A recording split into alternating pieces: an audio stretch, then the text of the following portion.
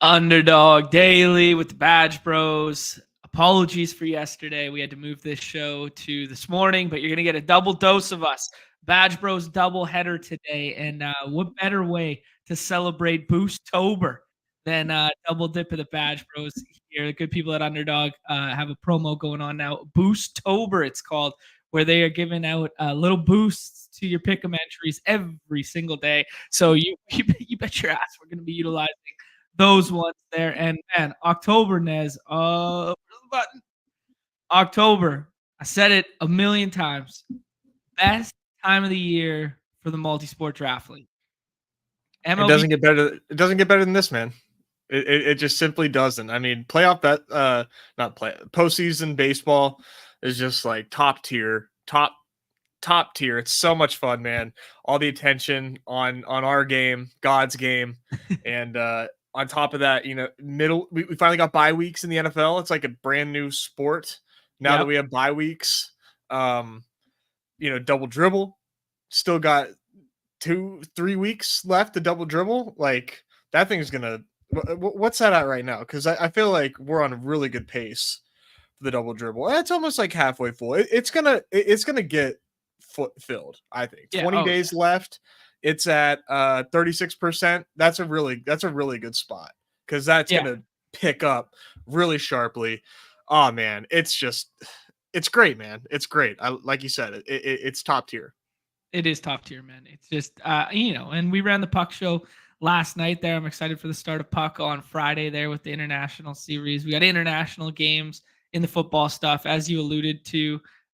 We also have bye weeks coming in here, making this a 10-game slate for the first time this year. GMs in the chat. What's going on? All our friends here. Sean asking for a quick MLB primer. Nez and I were just talking about that behind closed doors. I know we're doing so much multi-sport draft leagues. I've said this yesterday for anyone who watched the hockey stuff.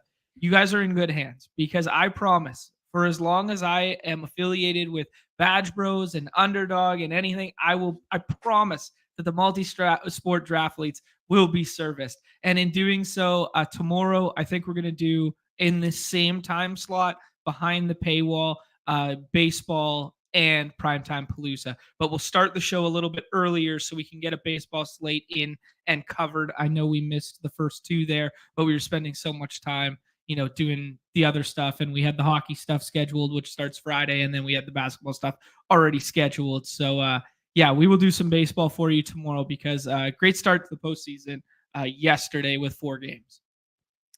Yeah, it was an awesome day. And if you're looking for some pick'ems, I posted a big boy, like 100x on Twitter over on my page. So check that out at Nez Takes. If you're looking for something to play, and if you're trying to create your own pick'ems, I am all in on the Padres today against Max Fried. So look for some righties on the Padres and play a little Kerry Bonds home run too. Just make that a lock button. Kerry Bonds homer and just cycle around that play. And that's my endorsement if you're looking for something quick and dirty for the slate today. Okay, we got to talk about the pesky Tigers real quick then, because yesterday, man, the thesis came to fruition. Not that we thought they would necessarily win or anything like that, but just why they're pesky as hell, where they basically just had 3 singles that resulted in 3 runs. They mixed and matched all over the place. They had the platoon side guys in there, like Andy Ibanez hitting 4th, like just classic lefty killer. Then he's out of the lineup. Perez comes in. Then their back end bullpen, even when it was a save situation, they're mixing and matching. Like this is old. This is, I want to say old school in quotations, but this is Rays baseball pivoted to Detroit. That's what I would say. It's old school Rays baseball, which is just new school baseball. Yeah, it's in a better packaging because the Tigers are a much better product than the Rays. But AJ Hinch, man, he's got witchcraft on his side. I don't even want to know how he's making these decisions. I don't want to know the ingredients to the hot dog. You might not like it. So he's just trust the process with Hinch, man, because he's a madman. Yeah, man, respect it. One last thing I wanted to hit right off the top here, Nez, is a true chef's kiss Our guy Garrett posted this in the Deposit Kingdom Discord. The absolute chef's kiss taking down one of them. I imagine it was the $25 primer because it was a 2K for first, or it was the $3 contest for the primetime Palooza there. But the AJ Barner hat tip, scroll the F down, one of the most beautifully constructed lineups in the history of Underdog Fantasy. It's not just a bit, Nez, on these 2 game slates. The uniqueness at the back end with those flex positions or tight ends. I mean, I would not have known that AJ Barner was an NFL player on a 53 man roster. That is crazy.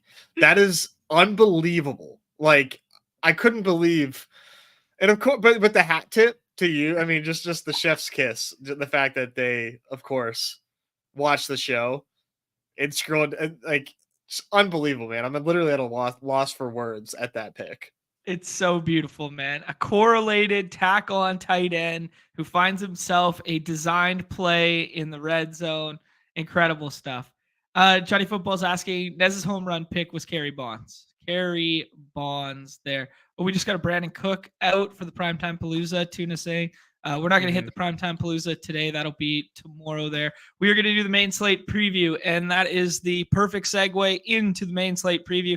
Nez, I think we'll do a little game by game. We're going to try and do this one a bit quicker because we got multiple shows today and stuff like that. And, shorter slate with only the 10 games.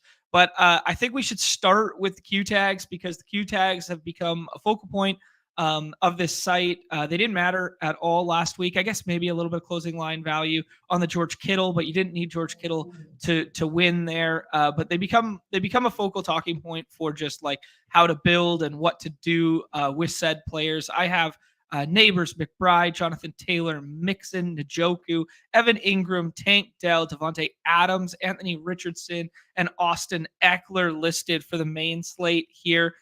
We could do a rapid fire in or out. We could do kind of like an overarching, but I would just like to ask your current situation and standing on how you're treating some of these names.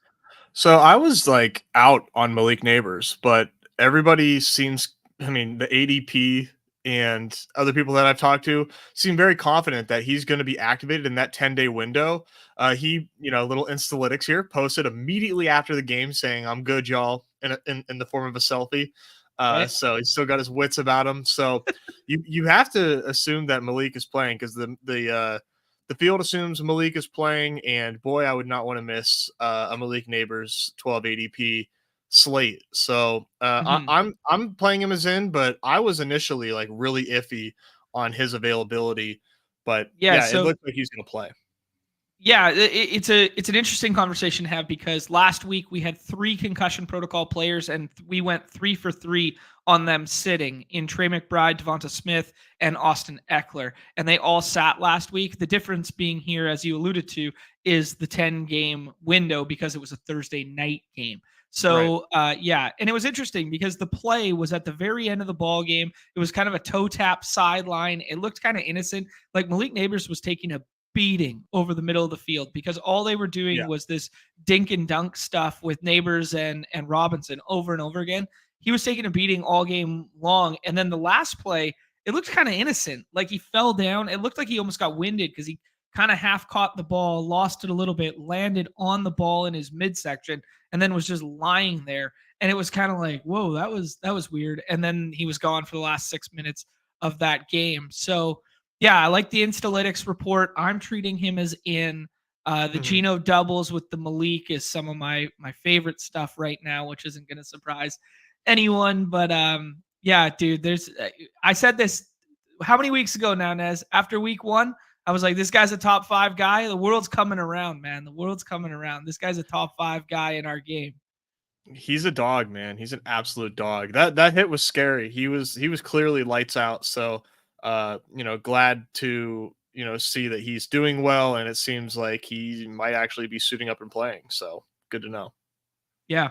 Trey McBride, down week for Arizona last week. The Commanders defense looked a little bit real in quotations all of a sudden. That secondary didn't look as bleak as it had in the past there, and Kyler stopped running for some reason. But maybe a lot of that was due to the absence of Trey McBride. Do you think Trey McBride is ready to go for this one? Yeah, I would assume so. I Okay. like he's still not out of the protocol, but Yeah. I think you definitely assume that he's in. And I mean, like it's kind of funny, man. We got bye weeks, and this might be the most games over 46 points for their totals, 45 points for their totals, like that we've ever had. And we also have like 3 less games. Kind of funny. Yeah. But Cardinals 21 implied point total. So yeah, you got to put McBride in the player pool in Okay. your player pool for sure. Cool. These last like 8 or so are back end, like 6 round consideration in the 6 mans, and they're going every time in the dog bowl. Oh, not every time in the dog bowl, but most of them are getting drafted in the dog bowl. There. Let's just do a rapid fire in out. Jonathan Taylor, in or out? Out. Yeah, I agree with you there, which brings Trey Sermon into play. He looked like the direct backup there and got a goal line touch 2 weeks ago, even when Taylor was in there. This is the same ankle in which Taylor had the surgery on that ended his season 2 years ago? Question mark. 2 years Ooh, ago, I think it was. yikes. Yeah, yeah, 2 years ago that then pushed into Zach Moss being the starter at the beginning of last year. Joe Mixon, I think he was pretty close last week. I'm Mhm. currently in. What are you on? Yeah, I think he plays. Okay, cool. Yeah, and I mean, if we're buying the game total there, Mixon looks like a decent little back end contrarian piece for some of those Bills stacks, or just as like a 1-and-1 stack. Maybe pair with Nico Collins. That how we like to do the wide receiver and running back pairing there. Njoku, what do you think? In. I think he Okay, plays. yeah, I mean, this is the murkiest one for me. I think I don't have any true lean here, but if I was gonna say, it did seem like he was getting close last week, and it was bullish reporting in the middle of the week. I think he logged one full practice last week, if memory serves, like on the Thursday, and A then was like full. a down. Yeah, maybe not. Maybe I made that up. Maybe it was back to back LPs and then a DNP. Yeah, Yeah. the only thing that I really saw was that he's expected to practice this week. Okay. And if he does, man, that you got to be super excited about Njoku. Okay. Super excited. All right. Like it. Evan Ingram. In. Okay, I like it too. Tank Dell. In. Okay, I have no idea on that one. I'm waiting on Tank Dell. Have you drafted him yet Yeah, in dog bowls. in Dog Bulls? Okay, cool. Devonte Adams. Out. Out. Yeah, He's he's getting soft traded. holdout. He's soft holdout right now. Yeah, they're shopping his ass. Where do you think the best landing spot is? What do you think, dude? Oh, okay, well, like actually though, What do actually, you, it'd be kind of dope with Justin Fields. dude? The Steelers. Like, Yeah, it'd yes, be kind of dope with Justin again, Fields. again, the Steelers. They need to do this, and you know what? I'm just gonna zip my lips. Okay, all right, deal. Um, You'll see. Anthony Richardson, one of the weirdest things I'd ever seen. He gets banged up with a hip pointer, comes to the sideline. He looks like he's out. He misses one play, comes back in, and they run a design quarterback run for a guy who just got hit with a hip pointer and then gets hammered again, and then he's out for the rest of the game. Bizarre. Yeah. I hope we get Flacco this week, which is a crazy thing to say because Yeah. I put Michael Pittman and Jordan Love on the cover. I think Michael Pittman will go underlooked and underappreciated this week if we don't have Flacco Mm-hmm. news, and then we get Flacco in. I think he will become a scroll the F down candidate for me. Yeah. If I mean, Richardson right now is like 5th and 6th round in dog bowls. Mm-hmm. I don't think he plays, but if he does play, sure, it's like not as good for the receivers. Richardson is like a giga smash if he's playing, though. If he's playing, like where he goes, it's like he instantly becomes one of the best clicks in the dog bowl. Now that would change very quickly, if it turns out he's full practicing and expects to be active, you're going to lose the discount. I don't know how quick the market will be to react though, but like the Jags are a team to attack until proven otherwise.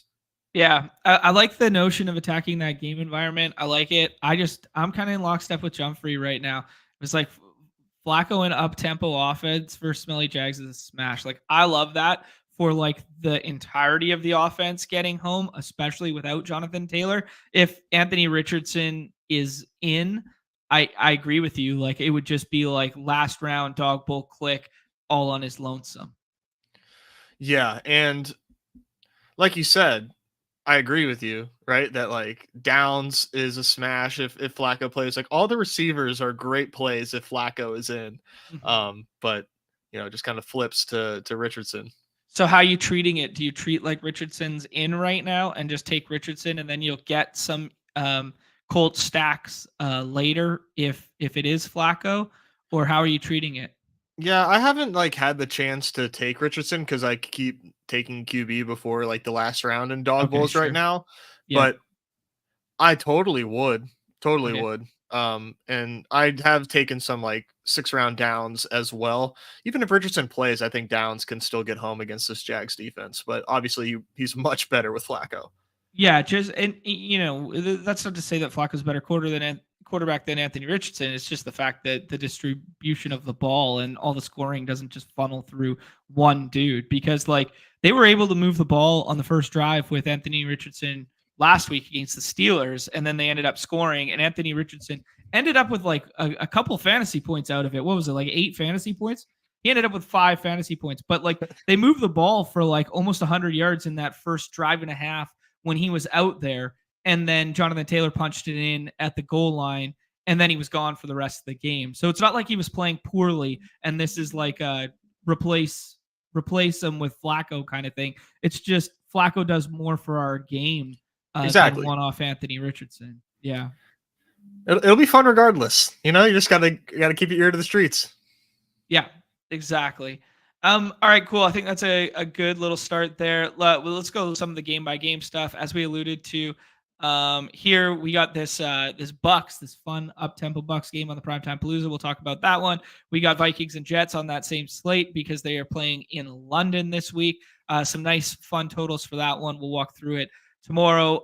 As you alluded to, Nez, there are some higher team totals on the slate than we have grown accustomed to. We got a 50 burger in one of these. We got a 46, a 47, a 45 almost.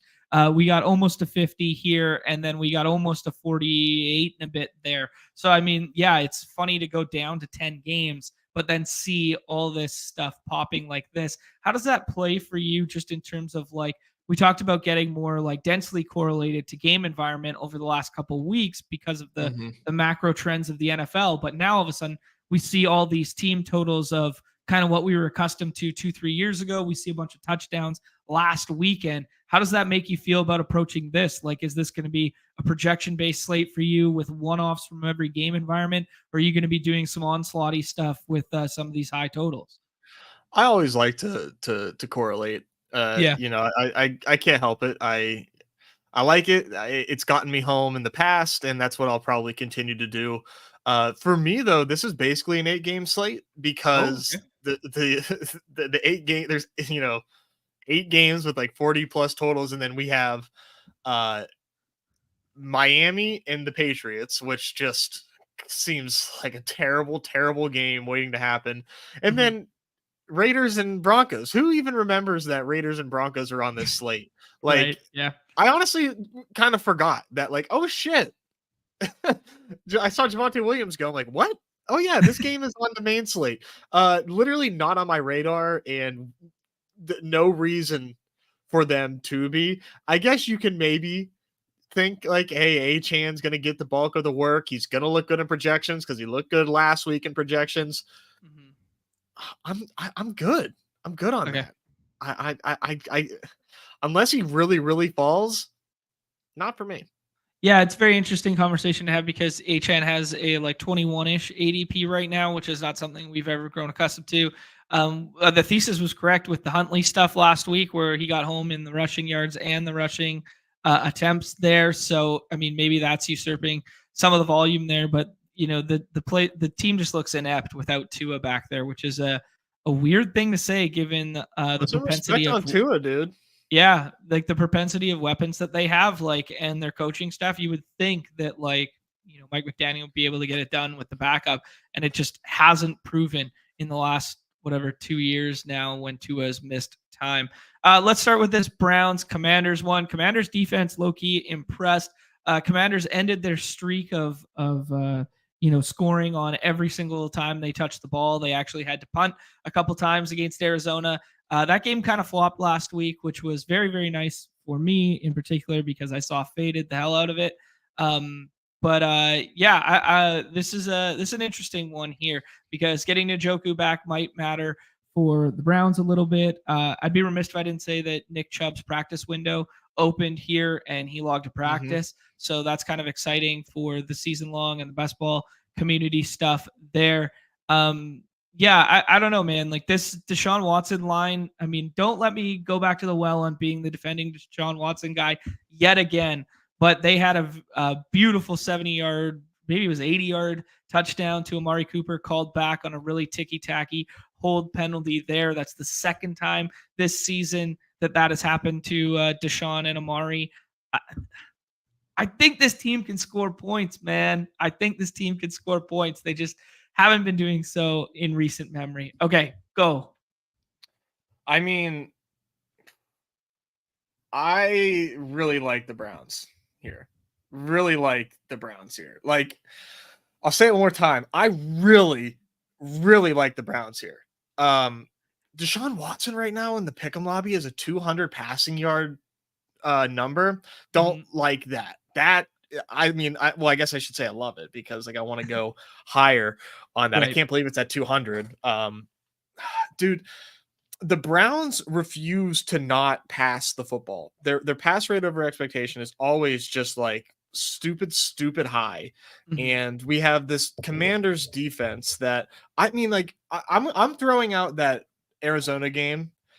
I have no idea what Arizona was doing. Only 22 dropbacks or 22 pass attempts for Kyler Murray. They just tried to establish the hell out of it.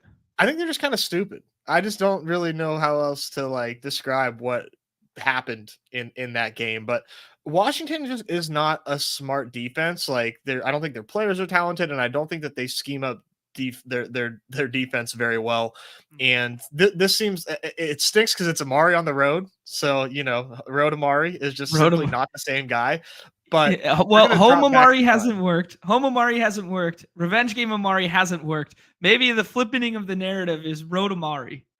Maybe he's just transitioning into road Amari. You never know. But this is I can't help it, man. I think this is just a fantastic spot for the Browns. I think Amari's super talented, and if they're going to leave him in one-on-one coverage, I think Watson's going to pepper him. I mean, he's not shy about targeting him. And if we get Njoku back too, man, Njoku looking like a dog, and he looked like a dog last season. Get him back in this matchup with the depleted tight end position. I mean, he's a priority if he's logging full practices. Like he's a strong priority for me. I like that. Yeah, I think that's a pretty sharp way of attacking this slate. And as you alluded to earlier, you think that he is marked in, even though he has the Q tag right now. We got to wait on some practice news there for sure. But I think it's a good one to get ahead of, like Kittle was last week there. Bringing up neutral pass rate, thanks to our guy Hayden Winks, aka Papa Winks, aka soon to be Daddy Winks. Cleveland's 5th on this chart, which it excludes 2-minute drill and it excludes third down. So these are neutral situations. So that's just bullish that they're going to keep going to the air. That might change if we get Nick Chubb back in the future here. But this is just interesting and also leading me to some of that Seahawks conversation we are going to have in the future there. Let's talk about the other side of the ball there, Nez. We might get Austin Eckler back. Jeremy McNichols, honestly, he showed enough in my mind to like matter and cut into the Brian Robinson workload. Brian Robinson still got home because he found the end zone, and he looks like a very good, legit professional running back at this point in time. I wish I could trade all my Zach Moss for maybe not, but like at least 75% of my Zach Moss for Brian Robinson right now. I think I would do that one. But yeah, I just think, how does this shake out for you on the Washington side? Is it just like Jaden Daniels and that's it, or are you looking to stack him and build around him as a facilitator? It's definitely a bit trickier, I think, for the Washington side of this game, but Jaden Daniels on his own is good. Like what I like doing is, getting Jaden Daniels maybe like a smidgen past ADP, just see how far I can push Terry McLaurin and just kind of go from there. The stack is not a priority, but it would be nice. The thing about Jaden Daniels is he's running, like 10 times a game. So if he's doing that, and like dotting passes, he has one of the best completion percentages over expectation right now in football.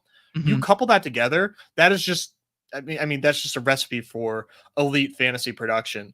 And getting 20 points out of the quarterback used to be like la di da. How can I get more? That's pretty damn good now.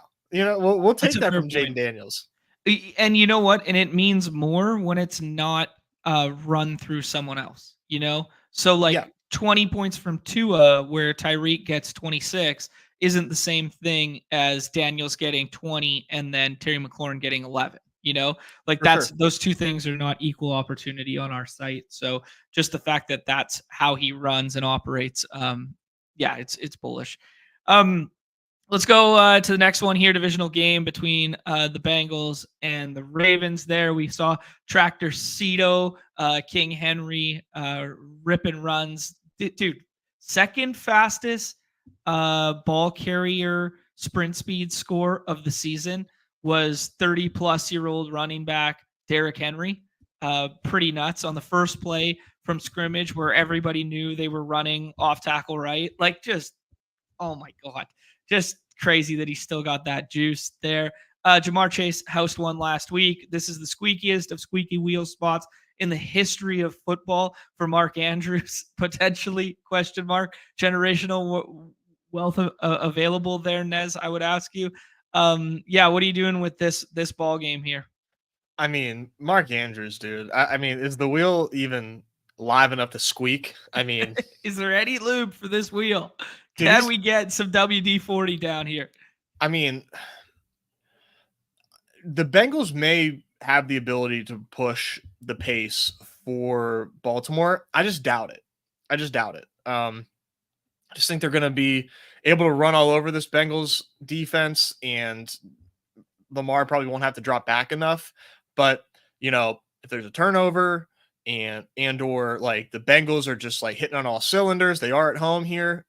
Then maybe you can see Mark Andrews do something, but I don't think we're going to see it, man. I just think they're going to be able to run all over them, and the passing game won't be a factor here. But it's a really high total, and it's a tight spread, so maybe there's a chance that the Ravens are playing catch up for most of the game. That would be pretty exciting for the entire offense, really.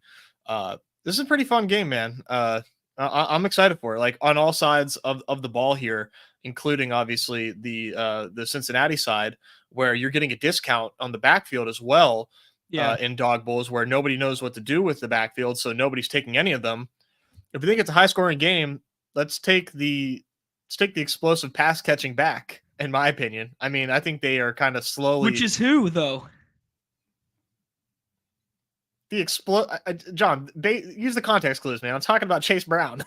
Right. No. And I'm throwing it back at you, which is not a given because guess who's played more passing down snaps than Chase Brown? Zach Moss.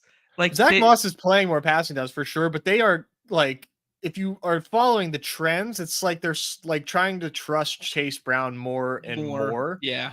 And even if they are splitting in this type of like potentially back and forth high scoring game, Hmm.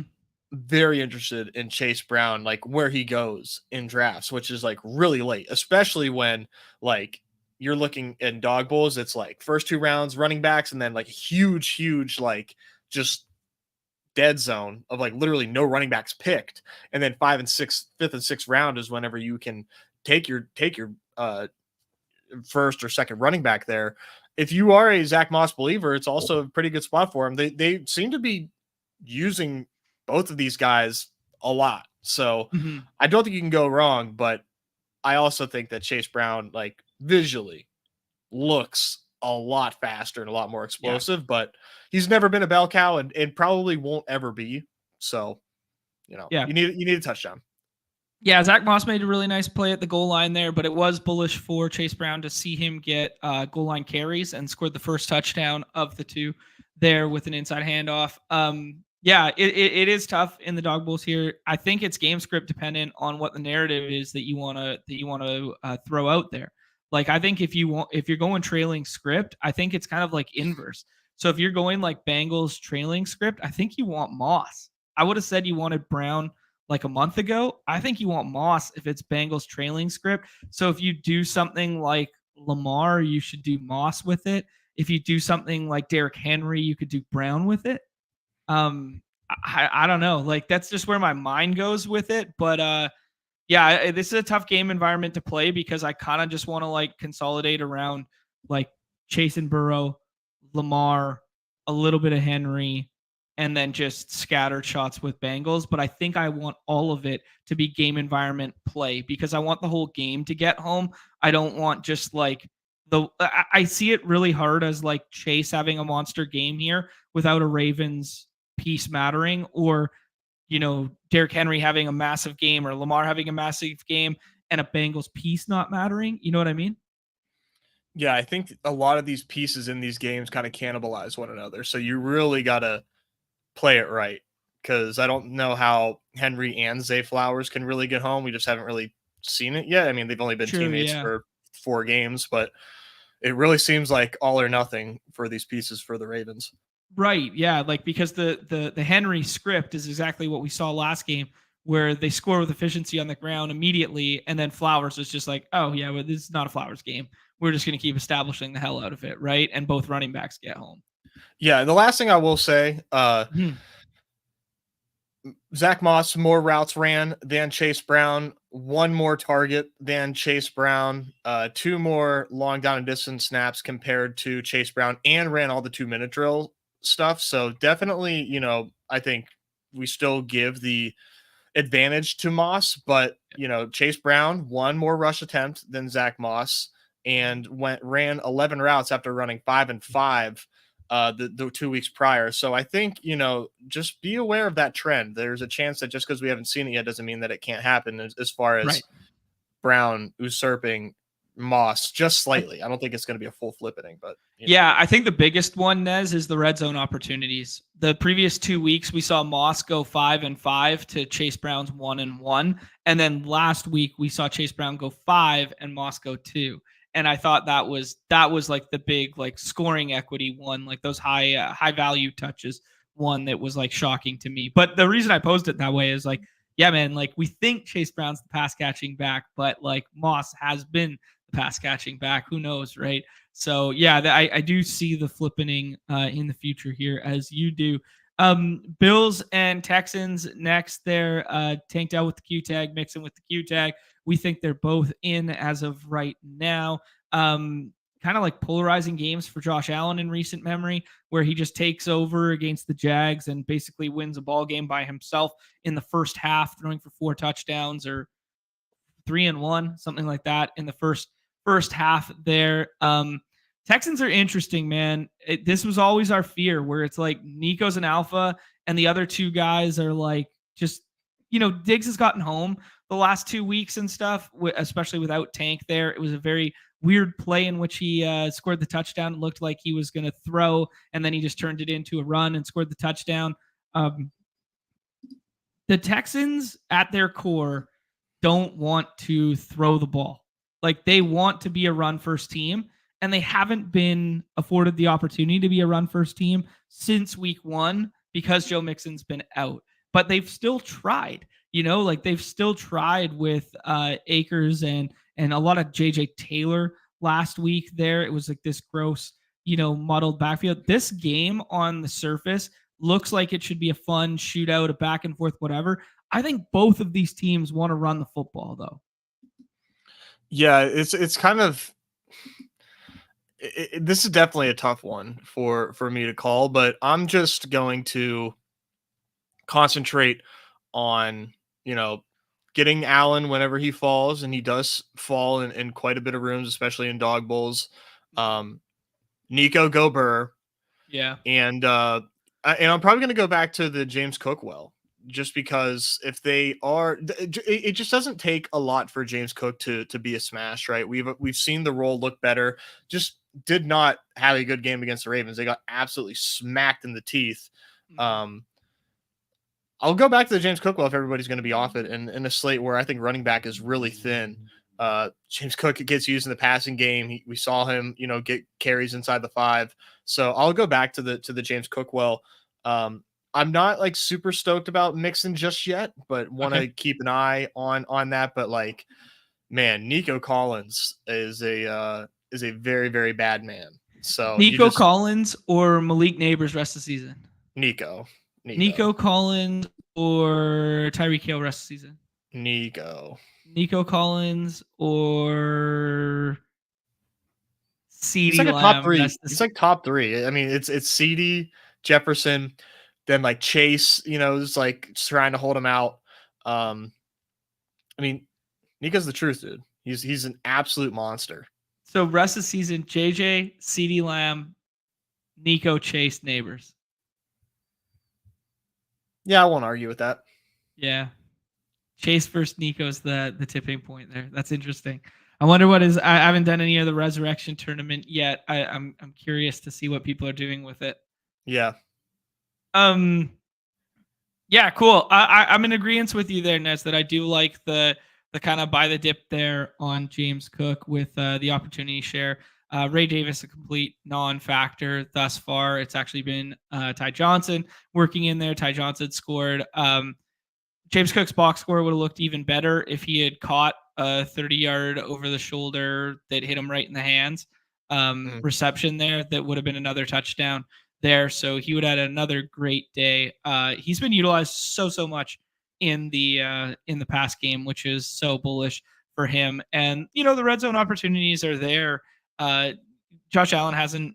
I don't know. They've been scoring before they've gotten to those like red zone opportunities where it's been we have to decide between James Cook and Josh Allen. But I think last year it was like, okay, we're down here, RPO, Allen go kind of thing. Now it's like, okay, let's at least give James Cook a crack at it or give Ty Johnson a crack at it. Then we'll pull it and give it to Josh Allen on like second or third down, Yeah. Yeah. I mean, like you said, man, it is a very interesting game because both these teams want to run. Yeah. It's like who's gonna like push each other, who's gonna push the other team first, is the type of thing. Maybe they understand that they gotta get more aggressive from the jump. That would be cool. Yeah. Colts amongst one of our teams that are like just so fun for game environment. They play so effing fast. I imagine it's irrelevant which quarterback is under center because it was irrelevant last year which quarterback was under center. They always just played fast. So going for game environment stuff, like the Colts just feel fun. Arizona always feels fun. The Rams always feel fun because we know they're going to play like decently fast and they have bad defenses or bad secondaries in particular to correlate with that.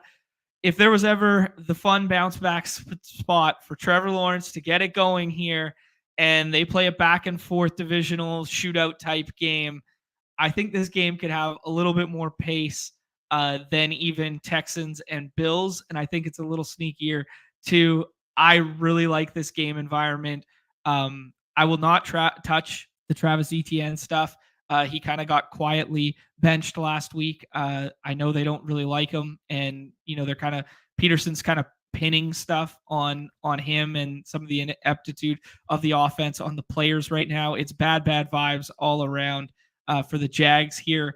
But this is kind of like the last kick at the can to save coach's job, in my opinion. And yeah, man, I'm gonna be playing the shit out of this game. Yeah, this is like one of my favorite games to target. Everybody is like the price is so low on Trevor Lawrence that nobody wants to take a chance on this spot for him. Okay, see ya. I'm gonna draft him. Yeah, I mean, this is a great spot, and Brian Thomas Jr. looks awesome. His price is like really climbing very fast, though. I mean, there was like a 2-minute discount, and then everyone's like, "Oh yeah, Brian Thomas Jr. Looks great, and this is a great matchup." So that that didn't last long. But Christian Kirk also like is fully back. Like he's Yeah. back, and Number one another great beater of spot. man coverage in football right now. How about that? Yeah. So love Christian Kirk here, and if we get Njoku back too, that's really exciting because that gives you like a pick 2 out of 3 to double stack Trevor Lawrence, which I think is a really good idea this week. Very excited about this game. And the Colts side of the ball too, I'm really excited for. Need some confirmation on who is going to play. Got Anthony Richardson not practicing today, so that's obviously advantage Flacco there. And if that's the case, all these Colts receivers, or at least Pittman and Downs, look awesome in this spot. Like it just looks fantastic for them. Yeah. Keep an eye, guys saying in the chat that it was ETN was shoulder. Yes, it was shoulder, and then they kept him out even though he wanted to go back in and put his helmet back on and blah blah blah. He got cleared to go back in, and then they kept running with Tank and some Ernest Johnson in there. But I mean, like it's a viable like run good. Rick asking, would you do it in the 4-5 turn? I mean, like I did it a couple times last week. It just fuck, they just don't like him, and he's been so inefficient. And my eye test is like Tank looks better. Like Tank looked better at the tail end of both the games in which he's played, week 2 and week 4. He looked better in my opinion. So I don't know. I'm just going with that right now. Yeah, the Ingram stuff could also be really impactful on this game, Nez. I don't know who it comes at the expense of necessarily. It might just throw a wrench into like too many mouths to feed here. But Evan Ingram could be a real important piece here, given the landscape of tight end on this slate. Yeah, for sure. It seems like a really good play if he ends up playing, but we'll see. Hamstrings are tricky, so got to keep an eye out on that. But if he is playing, he's a really good pick. GA jokes, man, but like nobody knows ball, man. Nobody knows ball like this kid. Let's jump to Bears Panthers here.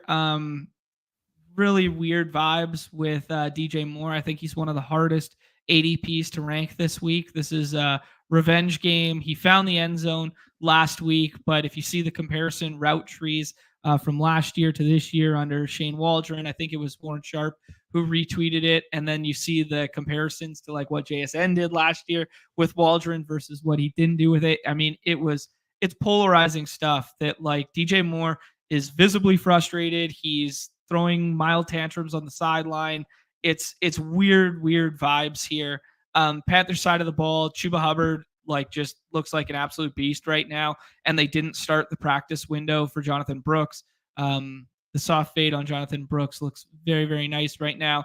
But I want pieces of this game environment. I want both sides of this game.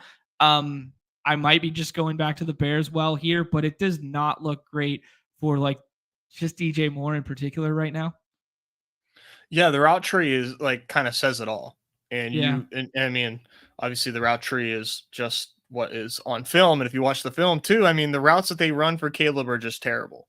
I mean, it sets up for, maybe a big play here and there, but boy, it'd be just really nice if they just had an efficient offense, that just wasn't fully built out of these go routes. It's ridiculous.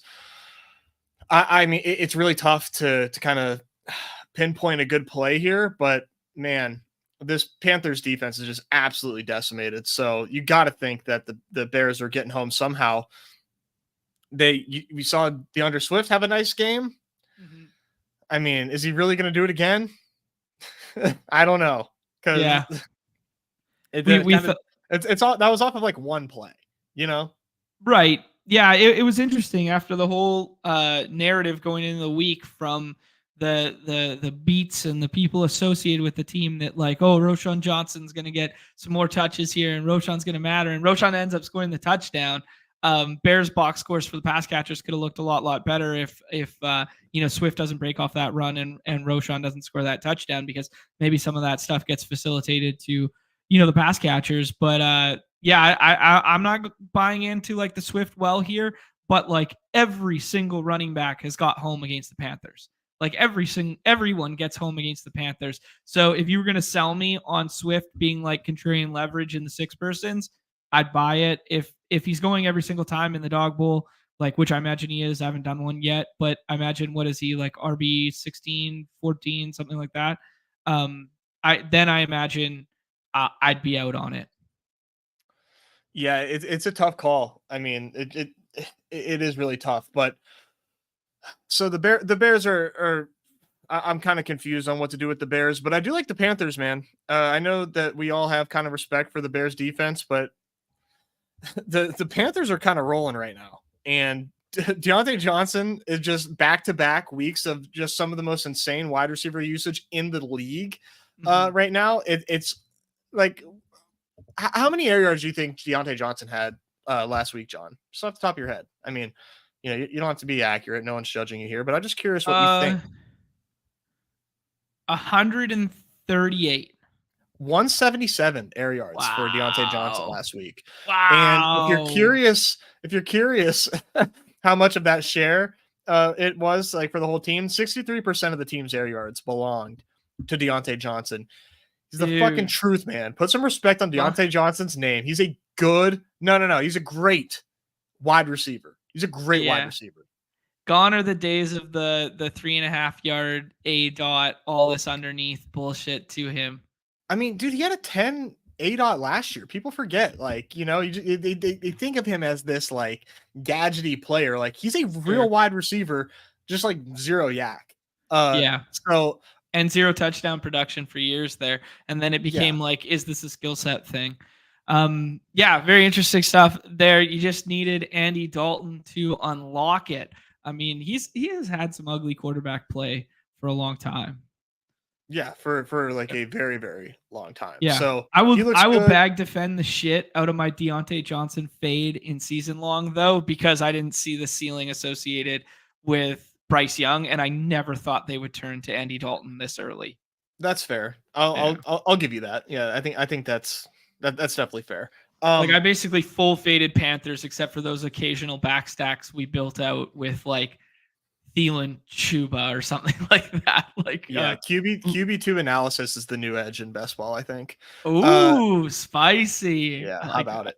So, also for the Panthers, you have Chuba Hubbard, who, like you said, Jonathan Brooks still not practicing. So wheels up for Chuba, who has been one of the best usages in football right now. 74% of snaps, 67% of rush attempts, running 25 routes. Like I said, Bears defense, it's good, but we know what this Panthers offense is, and we know who is getting the football. It's Deontay Johnson, it's Chuba Hubbard, and it's Xavier Legette, who looks really good. So the Panthers, because of that, just knowing who's getting the football, these are really good clicks in BRs. Just because we know the volume is going to be there for those three guys. Yeah, it's kind of like the inverse of what we just talked about with the Jags, where you're kind of playing whack-a-mole on pass catcher. Like, you can spin zone a narrative as to like why perimeter wide receivers are good, because perimeter wide receivers cook the Colts, and that's the reason why I want to play Brian Thomas. But like, at the end of the day, it's like, okay, yeah, that's a thesis to why you should get on Brian Thomas. That's not like a certainty as to why the ball is going to go to him. Whereas when we're dealing with the Panthers, it's like, these three guys, pick them, Yeah, I'm excited for this game. Cool. I just don't know how it's going to get home.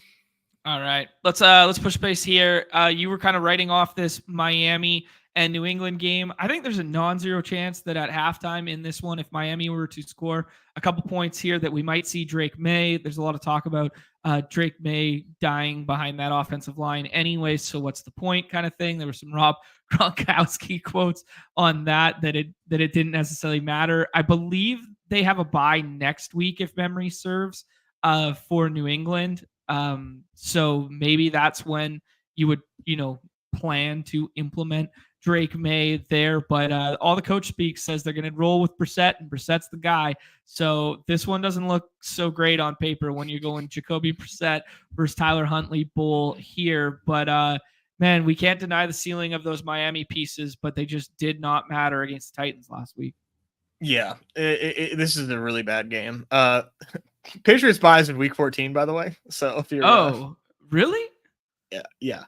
Oh, it's a long ways away. Oh, I thought there was a narrative about him potentially coming in.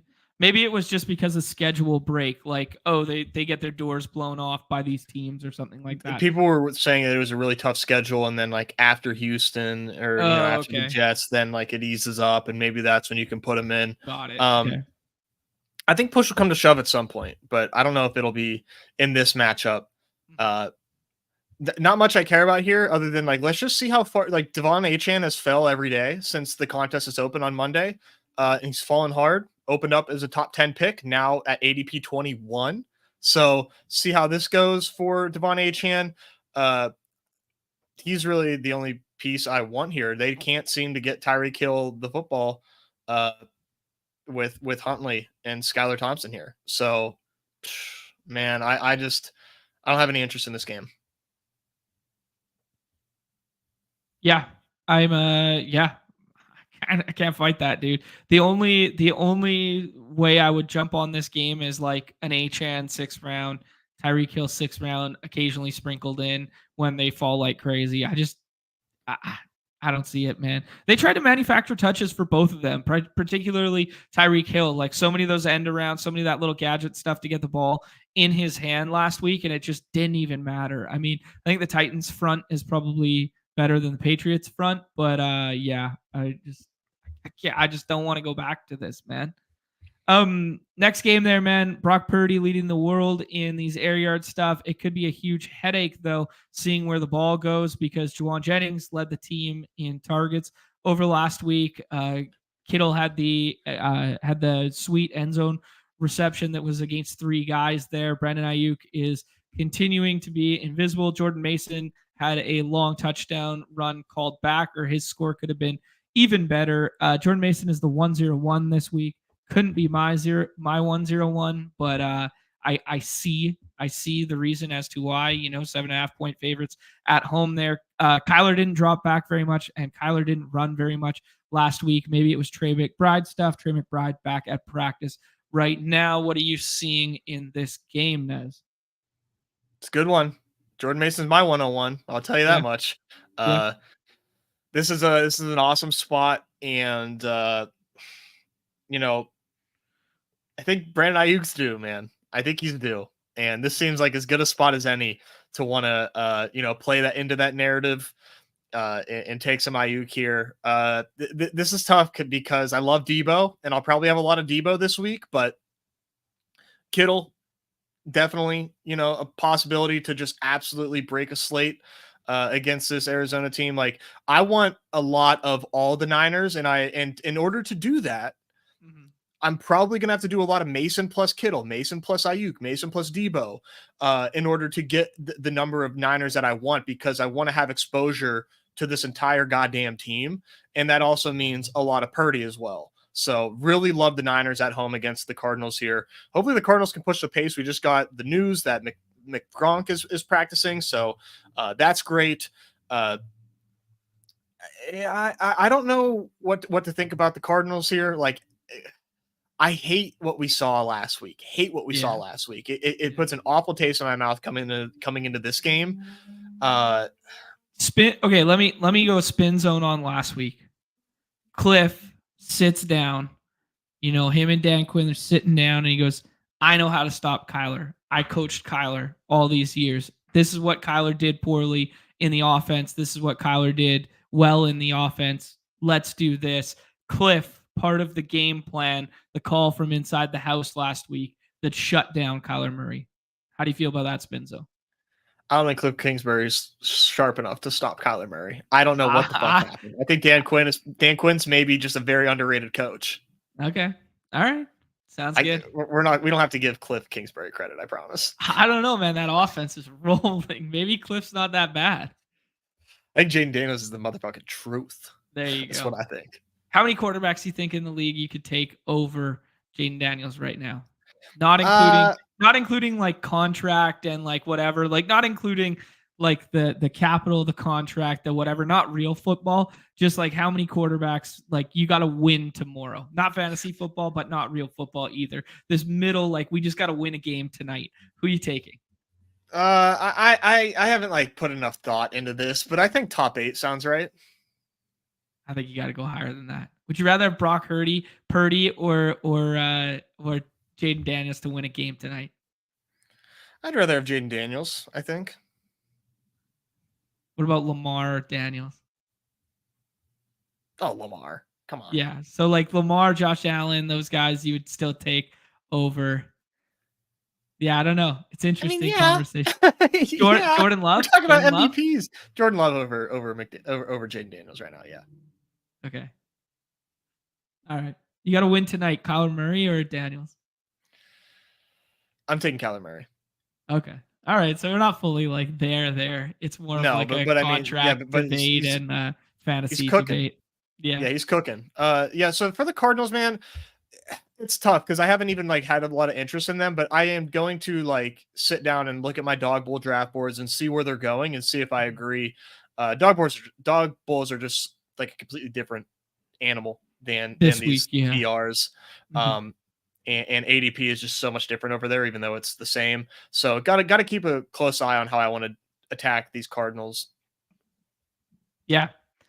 Um.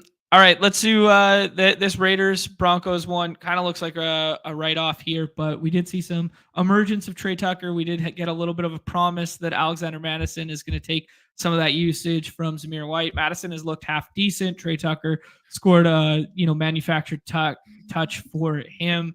If we wind up with no Devontae Adams, kind of where we're both leaning in that whole wishy-washy trade sort of thing, is there any idea that we could go to this slop it up fest of the week and do like some Cortland Sutton with Bo Nix and then a little bit of a Madison on the other side or something in the 12 persons, or is that even too gal brain?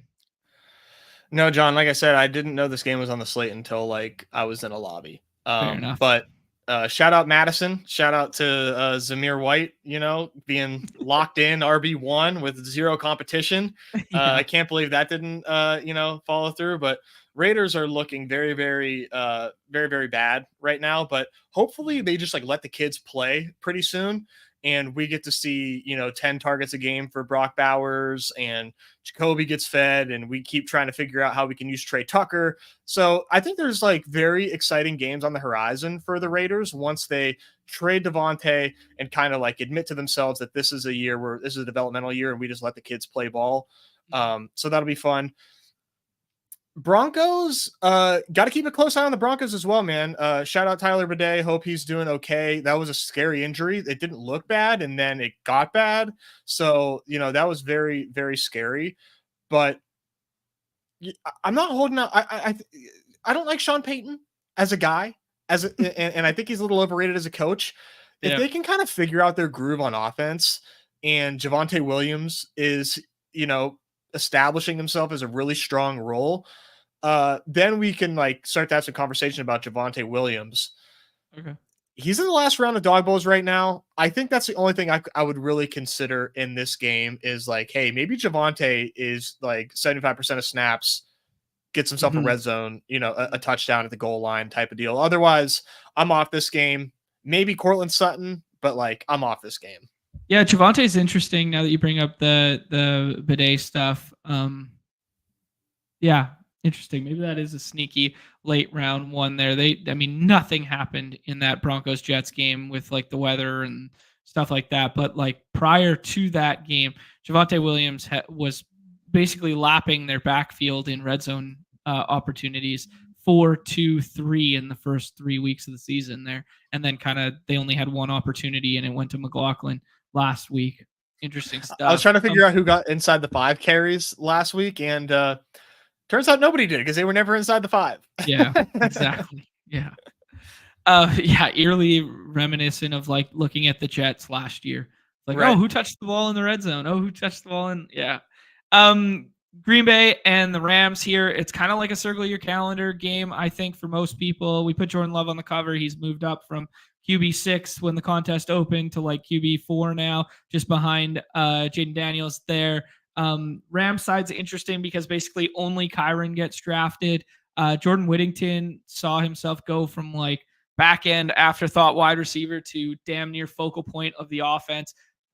Give me a directionally accurate on that one time, Nezzy. I think he's in play this week in the dog bowl stuff. The role looked so legit last week. It didn't turn into like a ton of production, but if you get yourself in a shoot it out back and forth game environment here, I mean, Matt Stafford has made worse wide receivers look amazing. He made Kenny Galladay look beautiful, and Marvin Jones, and like these guys. Like Jordan Whittington, I think can ball a little bit, and I'm gonna have some Jordan Whittington this week as primarily as a bring back off of the Packers stuff. Probably won't run him as a one off, but this game looks kind of fun, and Packers doubles are going to be all the rage this week. You're muted. You're muted. You're muted. You're muted. Let's maybe watch how we talk about prime Kenny Galladay. Why, you thought he was good? Because he was good. Let's chill. Let's chill on that. One thing is for sure though is that Jordan Whittington led the team in like all the statistics that we care about last week. 8 targets, ran 31 routes. Really good usage score. Only 59 air yards, but I mean that's just kind of like the Puka role, I guess. So Whittington, man, is definitely in consideration in the 6th round right now. So gotta keep an eye on him because he could rise. I think people are going to end up talking about Jordan Whittington as a play against the Packers. We'll keep an eye on Jair Alexander as well in this game, but definitely seems like a really fun, exciting game here. And I love Jordan Love in this, and I love the ability to stack him with Dubs, Wicks, Kraft, very very cheap in these dog bowls. Just kind of stake your claim on Love and then profit, and then get Dubs, get Wicks. It's awesome. Reed is really expensive, as he should be, without Watson in this game. Jaden Reed is phenomenal. Just an extremely good football player.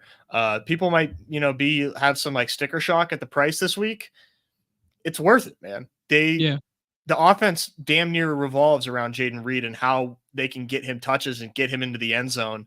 And Jordan Love is very much good enough to do that. And the Rams defense is terrible. So this is just like an explosion game for the Pack and Jaden Reed. Yeah, that's why he's the cover boy. I think it's getting really steamed up, and it might be like a little too chalky to just keep aping into because of like what we saw last weekend. That was probably not run out for Jordan Love. Like they were passing early in that game, but man, they really opened it up at the tail end because he's getting the ball out quick because Flores's front is so good, and they're just chasing points. They were down 28-0 question mark. I think it was 20. It was close to something like that, maybe like 28-7 or something. So they were trailing and they were pushing points, but just showing you how explosive that offense is, where they were trailing by that much and they made a game out of it at the end, right? Evergreen reminder that Josh Jacobs has the most rushing yards in football, or most total yards in football without a touchdown, and he has never scored a receiving touchdown before.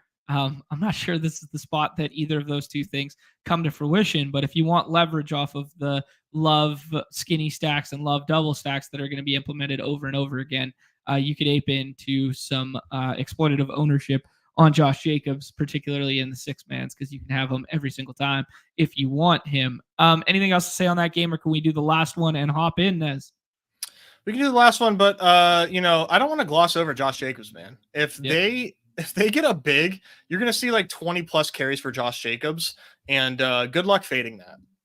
Yeah, I mean, yeah, it's interesting because we've seen Emmanuel Wilson cut in more than like kind of we were anticipating in the last 2 weeks, but the script has called for it in both of those games.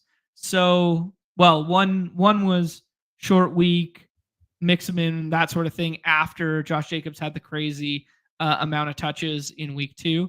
And then the game script called for like, some more pass catching sets and that sort of thing in the second one. So I'm definitely in lockstep with you that I think he's like good leverage. I'm not sure I love him. I'd rather go to the passing side of this game for sure, but so would everybody. So I guess it's just like purely like a theory play in quotations. Yeah, like if they get up 2 scores, right, it's gonna be all him. I mean, people are down on him because they played the Titans, who are a very underrated defense. They played Minnesota's a wagon. I mean, we forget what he did in the second half against the Eagles and what he did against the Colts, and now he has the Right. Rams. Like, I mean, get him now, because when he does get those 20 plus carries in this game, if the game script calls for it, he gets the Cardinals next week, and then he's going to be a top 10 pick against the Cardinals. So, Yeah, fair enough. we'll see what happens. Yeah. Good shout there. Seahawks and Giants here. I really hope Malik Neighbors can play, because that's what will push game environment here. The Giants have been inept when it comes to running the football, and in lieu of a running game, they've gone to like these quick passing, routes and stuff like that. Wandell, the PPR merchant, at the helm of that stuff there. I basically only want to play Neighbors from the Giants side. I guess you could do some skinny stack stuff with Dimes and hope he finds Neighbors twice and then falls into the end zone once there. But that's primarily for the 12 mans. I'll leave it alone in the 6 mans. I think the Geno doubles are what everybody wants the love doubles to be, but at a ownership discount right now, and you get leverage off of Walker. So the Geno ones is kind of where I'm looking as the flip the 6 man ADPs leverage spot of the week here, where instead of taking Jaden Reed, I take DK Metcalf, who has 3 100-yard games in a row there, and then I do Geno in the last round instead of fighting others for love here. That's kind of like the way I've been building, but I haven't done a ton yet. It just stands out to me. Yeah, this is a super awesome game. I really hope that we get Neighbors in. That would be awesome for this total here. Seahawks are pretty sick, dude. And like you said, Geno doubles looks like a lot of fun. Dude, I needed Lockett to score to put me in a really, really nice cash spot in that Monday Night Football Palooza. How many? I mean, you watched the game. There's like 4 targets where like Lockett could have added like 6 points to his total and just didn't get there. Oh, that was such a killer. So I'm excited to like maybe do some Lockett in the dog bowls in the 6th. Ken Walker opened as like a 20 ADP in the main slate because he was injured and he had the Monday night game, kind of like what we saw with Jaden Daniels. And now he's pushed all the way to 12. And I think he maybe finds himself to like ADP 7 or 8, by Sunday. And man, what a fucking dog Ken Walker is, man. Very good spot for him in this game here. He's he's fast, dude. He's so fucking fast. He's like fast, all those, he's strong. Like he's amazing. All the Sharps being 90% Ken Walker stuff is. I think Sharps is decent. I think he's a good football player. Sharps is a dog in his own right. Yeah, like I think they're both good, and it's a really good backfield. But like Ken Walker just has that level of explosion that is just like matched by very few at the running back position. Yeah, he's that home run hitter. Yeah, for sure, right? And I mean, they're just like very similar because like they're both just like big. They both are like guys that should be RB1s. Like kind of low key like free Sharps, but they're both dogs. They both play super physical, super fun players, man. Back to the platform of the people here, Nez. We're gonna jump in some drafts here so we can keep this one. We'll start with the battle royale right here. 6th battle royale of the week here, just to start things off. Hop in. The lobby looks a little bit different this week. I don't have the full rundown and notes from Numi. He didn't send them to me. I forgot to ask, to be honest. But I know people were asking about certain contests that like weren't up yet, or things that they had seen last week, like the $3 hurry up and stuff like that. We got a pretty loaded front end slate, but he was talking about backdating some of those there. So we're waiting on some other contests and stuff. But as these ones fill, there's a plan for some other ones to be coming, as is what I'm being told here. Just a slightly different approach this week with some of the double dribble stuff needing to fill, some of the puck stuff needing to fill, and all these baseball slates. Like we got a 6K to first for the baseball slate today. So like the hurry up is coming. The hurry up fills so quick. It's coming. So keep your eyes peeled for that. And it'll definitely be in the lobby if that's your game. I know that's a really popular contest, as it should be. I mean, it's a sick format. So just keep your eyes peeled for that. And if you are like a $3 guy, the Wildcat is up and open, and it's at 13% full. So I would start to get a feel for the lobbies in there if you haven't yet. But hurry up will be there. Don't worry.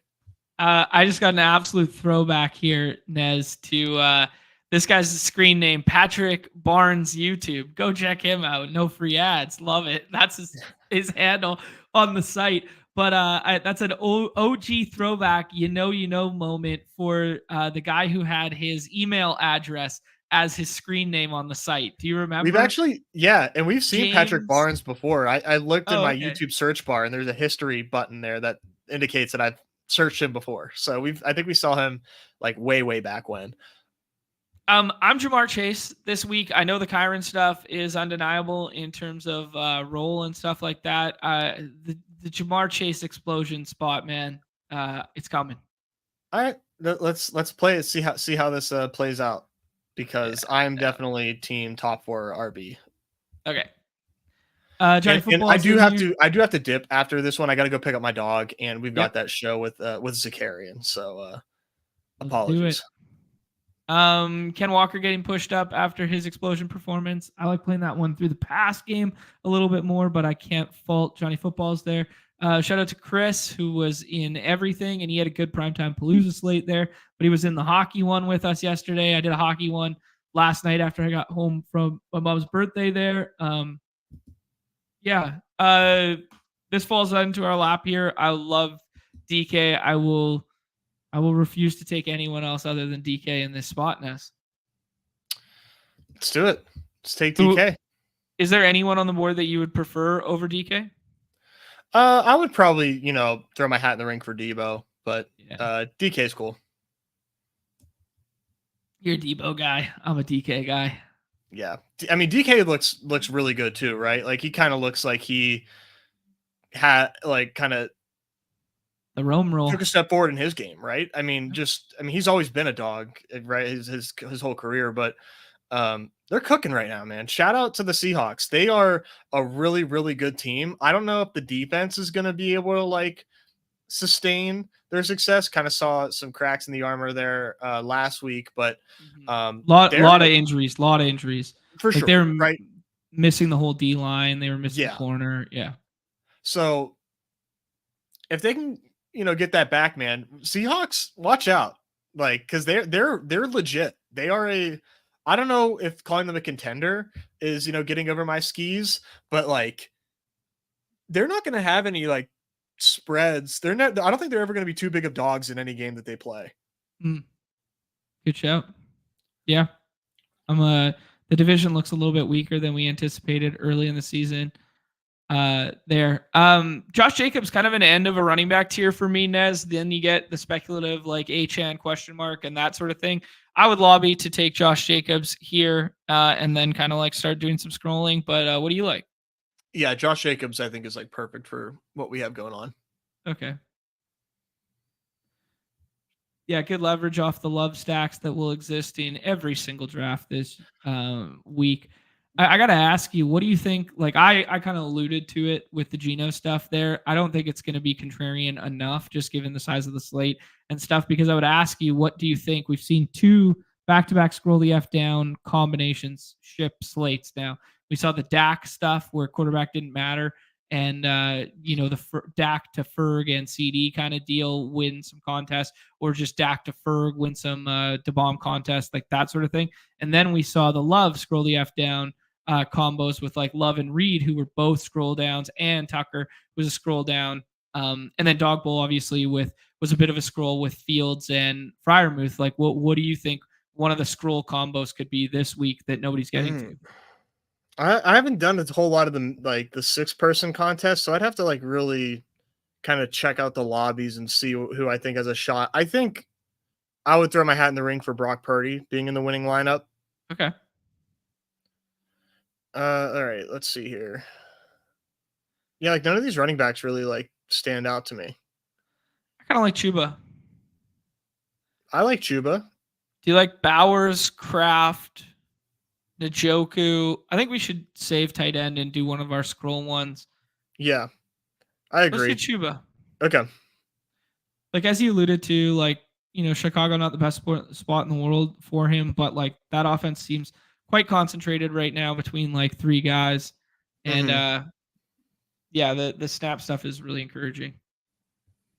I wonder if we're both going to come up with the same scroll DF down tight end. We didn't talk about this guy, but Okay. I wonder. I wonder too. My heart wants to do it, but my body's telling me no, Nez. Yeah. I think you're going to tell it yes. All right, I'm curious. Let's see here. So I think we should go quarterback first. Okay. Who do you like at quarterback? Because I was just going to take Geno.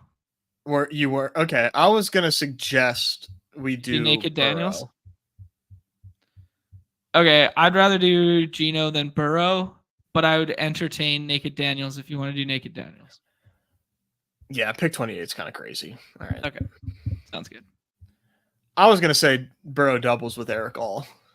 Ooh, the Eric All train finding its way to the six mans. Eric All running more snaps and more routes than Gesicki last week? Question mark? I think it was. Definitely more snaps. Gesicki still ran more routes than him. Ran more routes. Okay. But who cares about routes if you're getting more targets? You had 4 targets compared to Gesicki's 1. Many are calling Eric All the AJ Barner of my generation. Better than that.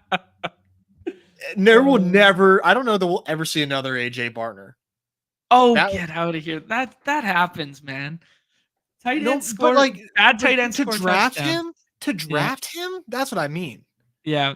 Njoku went, which was going to be my scroll option. I throw my hat in for Evan Ingram here. The Baltimore tight end bring back idea. I mean, in theory, it feels good. It doesn't feel great though. You could stack Ertz. Who do you prefer? Ingram. And then if he doesn't play, you just swap him. It's easy game.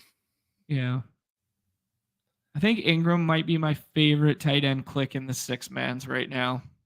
Yeah, him and Njoku I think are really solid because the swap options are so damn good at tight end because it doesn't matter. It's good because it's all bad. Yeah. Oh, this is great quote. Didn't even drop. Someone bag check. Someone bag check this shit. Respectively, I did not. Yeah, of course I did not. I'm an idiot. I just come out here and draft teams and have fun, right? All right, Nezzy, go do your thing. We will be back for the hoop stuff. I'm gonna do a dog bowl with the people here for the audio listeners there. Jamar Chase, DK Metcalf, Josh Jacobs, Chuba Hubbard, Jaden Daniels, Evan Ingram. Not bad. Let's bad. Go. Yeah. Good luck, everybody. John, I will see you in an hour. Sounds good, bro. Peace. All right. Going back to the lobbies here. Looks like the baseball stuff is still up and going. Wow, this is awesome to see. We're gonna fill a 30K main there. We got a second $3 baseball one in there. Holy smokes. Awesome stuff there. I'm gonna do one dog bowl here if we can fill it. If we can't, this is my first of the week, so it'll be extra embarrassing. We got 10 spots. We got 200 people watching. Hit that like, that subscribe, that notification bell, please and thank you. We got 10 people here for Dog Bowl Q. Let's find our way to Dallas by starting to scroll 5. Here we go. Let's go. Consolidate this stuff. T-Bear saying that Hunter Henry as a scroll down tight end has been his guy. I like that. Yeah, Tuna, I fully agree. Daniels is a great one-off. That seems good. Magikarp, I used to be, but I'm not allowed to answer it. Bring up your question on stream by my own self-inflicted rules here, where we don't talk about redacted. But yes, I used to. Cash Game King. Yeah, Gunnar Henderson at pick 12. Wow, guy has one bad game against a good pitcher, and we just give up on him. Holy smokes! All right, let's do a little scrolling here. See what's up. As I alluded to, don't think the Jonathan Taylor stuff. Man, Ramondre Stevenson 4 fumbles, dude. He got soft benched last week. I'm not touching it. I would rather play whack-a-mole with the Cincinnati backfield. Trey Sermon getting ahead of Trey Sermon feels like a better bet than all that Cam Akers stuff did. I was very off and very outspoken about being off the Cam Akers stuff the last 2 weeks. Trey Sermon feels like a better version of what people wanted the Cam Akers to be. Alexander Madison falling into the end zone, you could do worse. Tank Bigsby as contrarian leverage off of the ETN teams where he's just looked flat better in the first 2 games. You could do worse. Roshan narrative is dead. Antonio Gibson, man, he led the Patriots in receiving yards last week, and it came on just like 1 catch. Bizarre. Not in the player pool for me, but just airing my thoughts out here. Perfect. Filled that one up. We got a whole bunch of friends and family in here. The A Train, Copper Prices, Quadzilla. Holy smoke. Biff's hanging out. Shout out to my guy, Mark Zorner, aka the Deposit Kingdom. Takedown, Drap, who's already got a seat. Jump Free, who's in everything. Jump Free is in 100. He's done 100 of the puck guys. The puck best puck classic there. Be like him. Awesome to see. Crash Rich is in everything. Nick's in here. Brandon's in here. Holy smokes. Friends and family. Dog Bowl. One of us is going to Dallas out of this room. One of us is going to Dallas. Let's get it. Oh,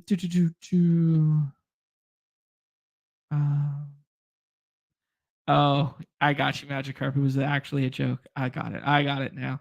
Yeah, Run Good Rick. This is good for the primetime Palooza stuff there. That the consolidation of the Bucks target tree with Trey Palmer and Jalen McMillan have both been ruled out.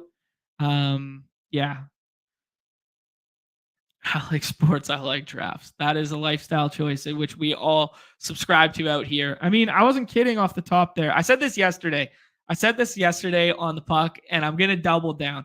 There is nothing I love more on this platform than the multi-sport draft leads shoving it to the football only bros. I love it so much.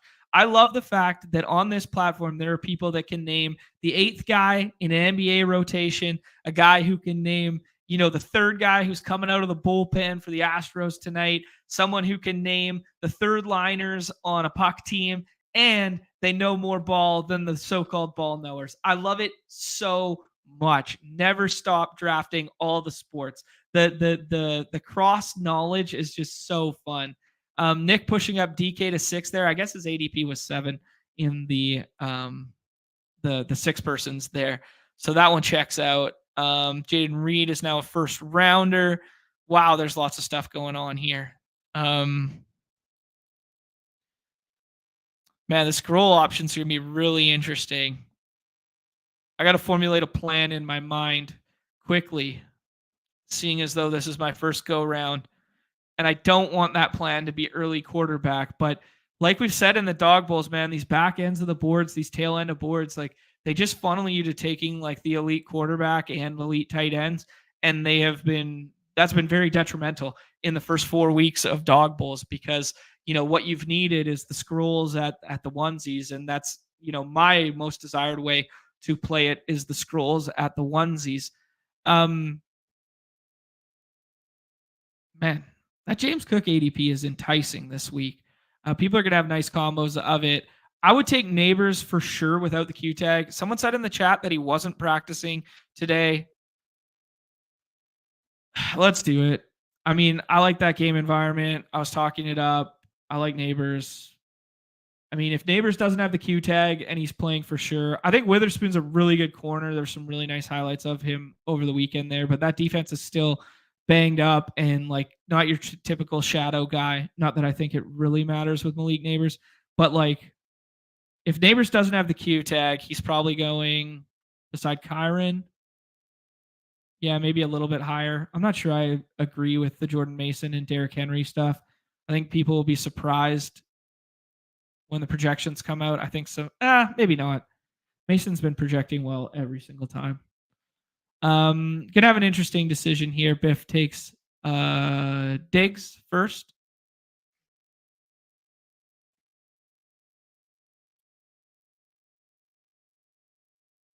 Kincaid. I mean, Trey McGronk after practicing today and how cheap Kyler Murray is sets up an interesting stack. I think from the right hand side of the board, now that I'm looking at it, like a Debo McBride feels interesting.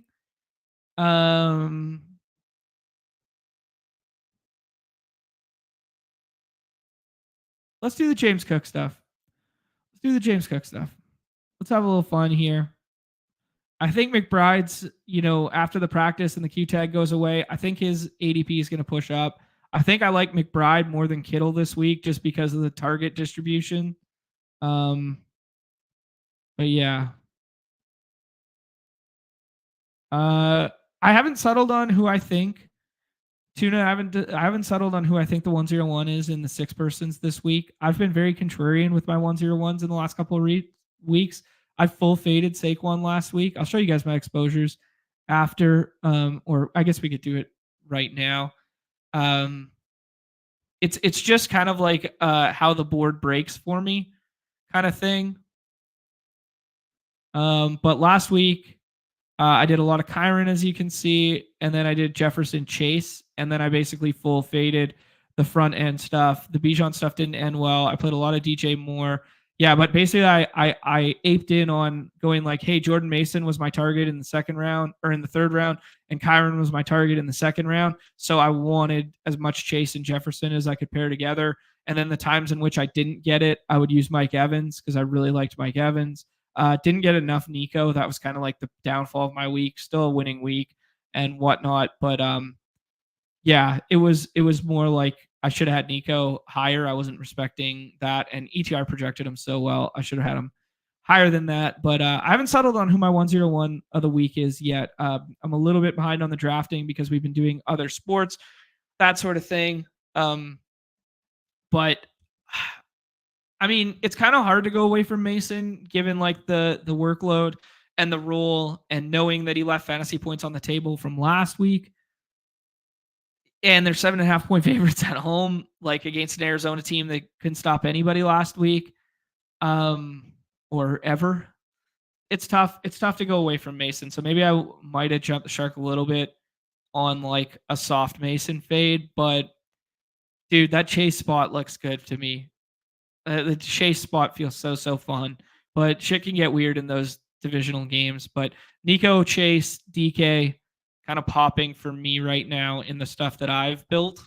Obviously, have no projection inputs from anywhere else yet. So yeah, Mason is the spreadsheet play every week. Yeah, that's fair, Dooley. I see that. You just took Nico at 1.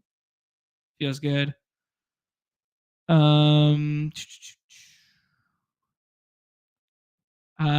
No, I don't have any diehard resurrection takes. We'll run a show next week on the resurrection stuff. I'm playing catch up in that regard. Haven't done any resurrection drafts yet, which is just bad. That's just bad on my part.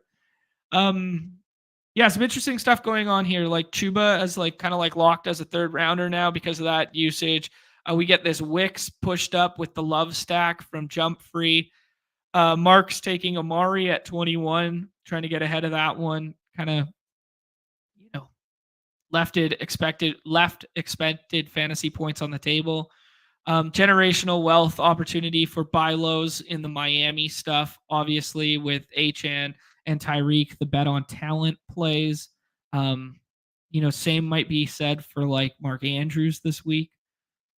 You get a 50.5 implied total, highest total on the slate, and you get Derrick Henry going every single draft. I mean, Mark Andrews will go in the 12 persons, but like it's just interesting that declare him and likely dead so fast after. I don't know. I'm so torn on that one this week. Have to dive in a little bit to some of the matchup stuff and whether I think they need to use him as a blocking, like effectively 6th lineman there. Maybe on the motion to the Trey Hendrickson side. Who knows? Brian Robinson here for us. Taylor here for us. We got Cooks and Neighbors to start here. I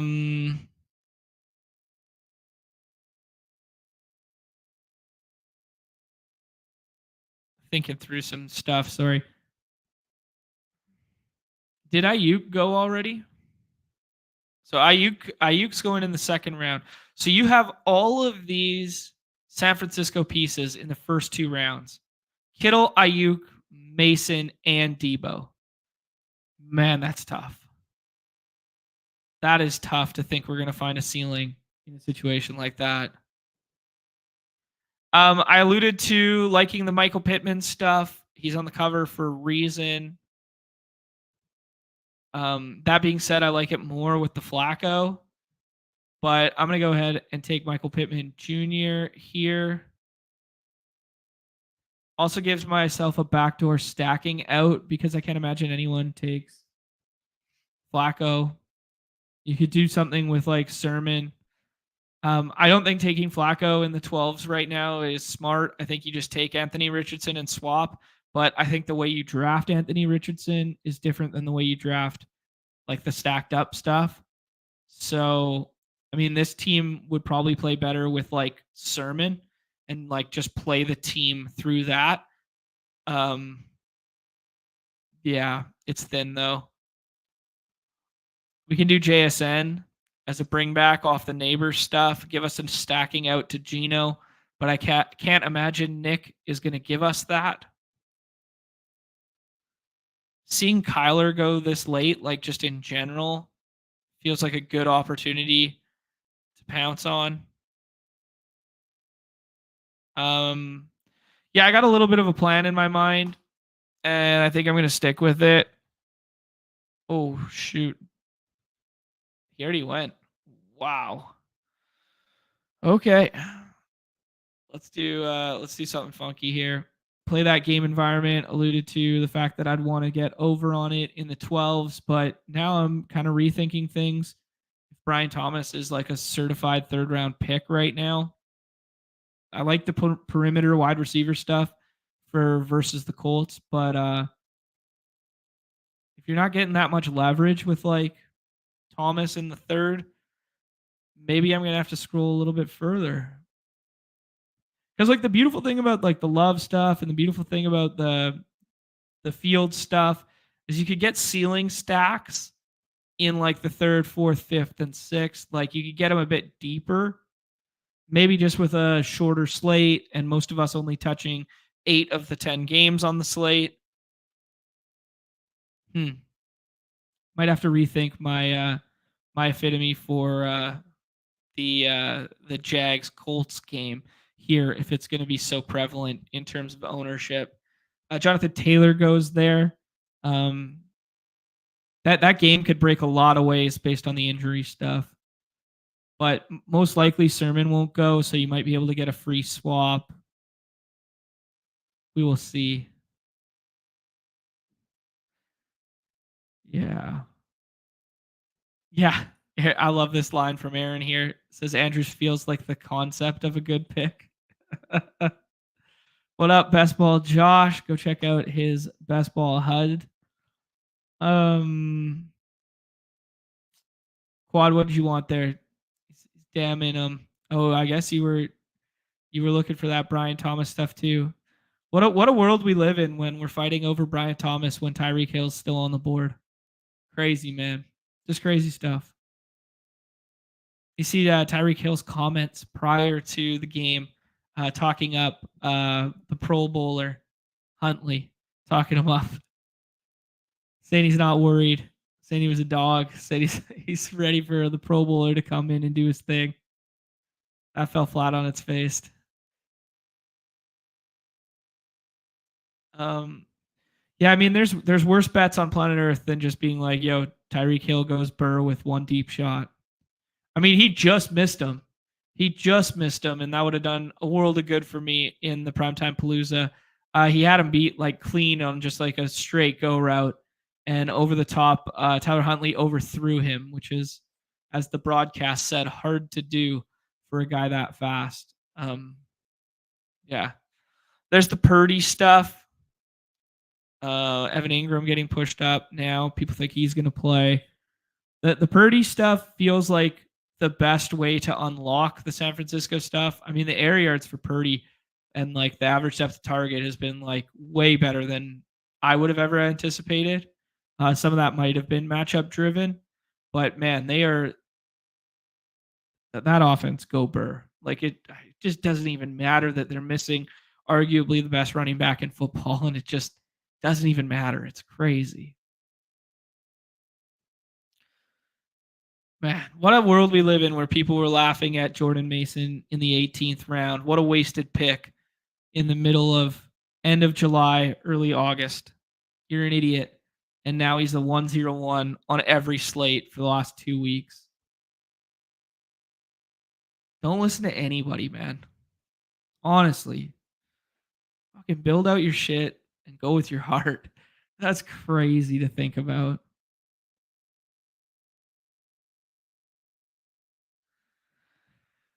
Oh, yeah, Nick. Unfortunately, it's the fight over Gino there where JSN goes by and then Gino doesn't come back because people put him together. Yeah, Dewey's saying like people laughed at chasing Mason up to the 14th round was 80 like ADP doesn't even matter at that point, like, you know. Like it was like he was locked in for the RB2 role, and there was some smoke and mirrors around the Christian McCaffrey stuff leading up to week 1, and people were still ridiculing the fact that, you know, oh my god, you're taking this guy? Like, come on. I think the play is Richardson to Pittman here. I know what I said earlier about preferring the other side of the stack equation, but taking Richardson here probably feels best. I mean, I did the classic dog bowl play where I left myself with 3 outs at the quarterback position. Biff already has a tight end, can't take another. I'm gonna go ahead and take Richardson here. I mean, you could twist my arm into Trevor Lawrence, but like, I think it's probably easier to envision Richardson going to Pittman than Trevor Lawrence. I don't know. I think it's fine. Either one there was fine. Never mind. Josh Downs going there. This Hunter Henry pick, as T-Bear was alluding to in the chat, feels decent. Eric All, as I scroll the F down, with kind of some of the usage split stuff there.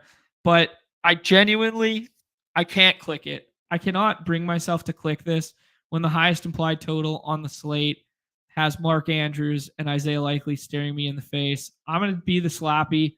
I'm going to be the fish. I'm going to be the guy who takes Mark Andrews here. I know he doesn't run routes. I know he has 2 targets in the last 2 weeks. I know he was in a car accident that might, you know, have been understated and impacting the way in which he's playing.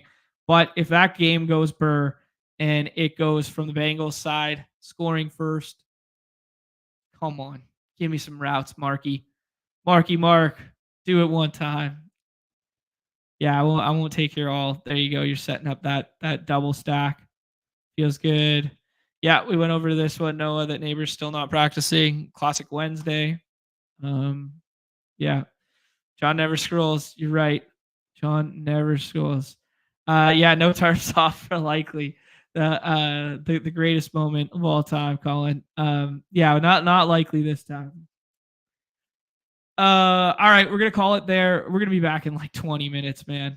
I gotta do some other things real quick here, so I'm gonna cut it off before the draft even finishes. Sorry for those of you at the other side there, but I gotta get some food in me and get some setup stuff done so that we could do the hoop stuff. Coming back to do Double Dribble with Mike Zakarian in 20 minutes right here on the same channel, but it will be a different stream feed.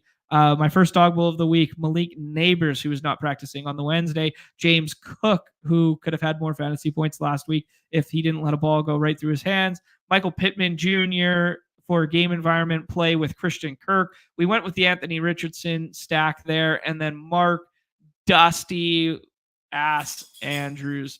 Can he possibly play some ball this week? Fun draft there. Good stuff for the start of the football week there. Yeah, best of luck to everybody in the baseball streets. You got about 30 more minutes to get in there. We'll be back in 20 minutes for some basketball stuff. We're going to do that with Mike Zakarian, everybody's favorite time of the show. The end. Peace. See you guys in 20.